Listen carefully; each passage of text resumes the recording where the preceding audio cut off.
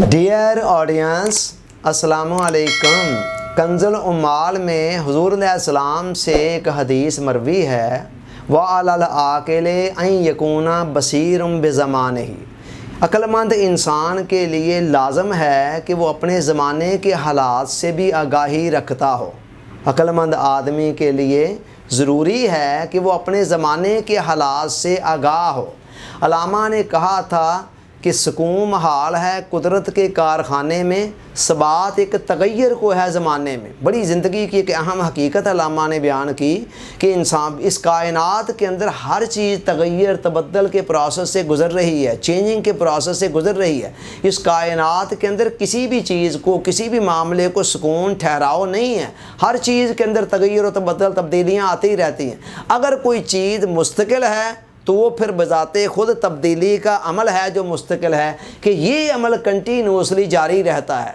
تو ان حالات بدلتے رہتے ہیں، اور جیسے جیسے حالات بدلتے ہیں، دور بدلتے ہیں، زمانے کے کئی قسم کے تقاضے، معاملات، ٹرینڈز بھی بدلتے رہتے ہیں۔ اب دوسری طرف ہم کہتے ہیں کہ اسلام ایک فطری دین ہے اور جو قیامت تک کے لیے ہے، اور ہر زمانے کے اندر تمام لوگوں کی رہنمائی کے لیے۔ جب یہ بات طے ہے کہ اسلام ایک فطری دین ہے اور قیامت تک کے لیے، اور دوسری طرف یہ بات بھی طے ہے کہ حالات بدلتے رہتے ہیں اور حالات کے بدلنے کے ساتھ ساتھ تقاضے بھی بعض اوقات بدلتے رہتے ہیں، تو پھر ڈیفینیٹلی یہ ہونا چاہیے کہ اسلام کے اندر اتنی فلیکسیبلٹی، اتنی لچک ہونی چاہیے کہ یہ قیامت تک کے لیے بدلنے والے حالات کا ساتھ دے سکے۔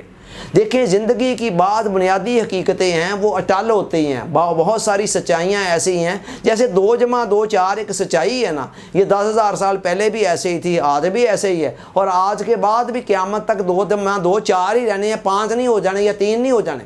اسی طرح بہت ساری سچائیاں زندگی کی ایسی ہیں جو اٹل ہوتی ہیں، اور مذہب ان کا نمائندہ ہوتا ہے، مذہب وہ بیان کرتا سچائیاں، چنانچہ ان کے متعلق جو احکام ہوتے ہیں وہ تو اٹل ہوتے ہیں، ان کے اندر کوئی تغیر و تبدل نہیں ہوتا ہے زمانے کے بدلنے کے ساتھ ساتھ، اور نہ ہی کسی بدلنے والے زمانے کا کوئی ایسا تقاضا ہوتا ہے جو ان کے ساتھ ٹکرا رہا ہوتا ہے۔ مگر بہت سارے ضمنی فروعی معاملات ہوتے ہیں کہ جہاں تبدیلی کی ضرورت ہوتی ہے، حالات کے بدلنے کے ساتھ ساتھ ضمنی احکام کے اندر کچھ تبدیلی کی ضرورت بھی محسوس ہوتی ہے۔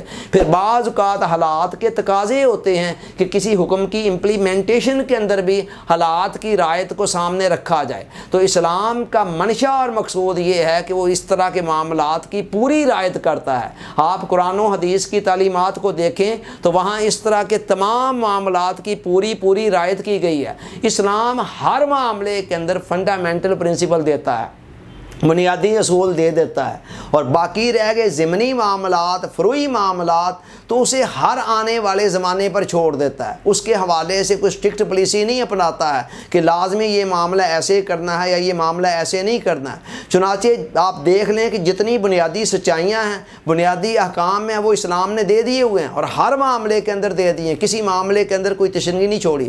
مگر کسی بھی معاملے کے اندر زیادہ تفصیلات کو، جزیات کو، فروعات کو ڈسکس نہیں کیا گیا، اس کو حالات حاضرہ پر چھوڑ دیا گیا ہے، انسان کی عقل پر، اس کے شعور پر چھوڑ دیا گیا ہے کہ انسان بنیادی اصولوں کے دائرے میں رہتے ہوئے اپنی عقل اور شعور کو استعمال میں لاتے ہوئے دیکھے کہ جو کرنٹ حالات ایگزسٹ کر رہے ہیں ان کے اندر اسلام کا منشا، مقصود اور اس کا تقاضا کیا ہو سکتا ہے۔ تو حضور علیہ السلام اس حدیث مبارکہ کے اندر یہی بات فرما رہے ہیں کہ ایک بندہ مومن کے لیے جہاں ایک طرف دین کا علم حاصل کرنا ضروری ہے، قرآن و حدیث کا علم حاصل کرنا ضروری ہے، دین کے بنیادی لوازمات سے، تقاضوں سے، احکام سے آگاہ ہونا ضروری ہے، اس کے ساتھ ہی ساتھ ایک بندہ مومن کے لیے یہ بھی بہت ضروری ہے کہ وہ جس زمانے کے اندر رہ رہا ہے اس زمانے کے حالات پر اس کی گہری نظر ہو، اس کے تقاضوں پر اس کی گہری نظر ہو، اس کے جو ٹرینڈز ہیں چل رہے ہیں ان کے اوپر اس کی گہری نظر ہو، جو رسوم و رواج ہیں، عادات و اطوار ہیں، ان کو وہ جاننے پہچاننے والا ہو۔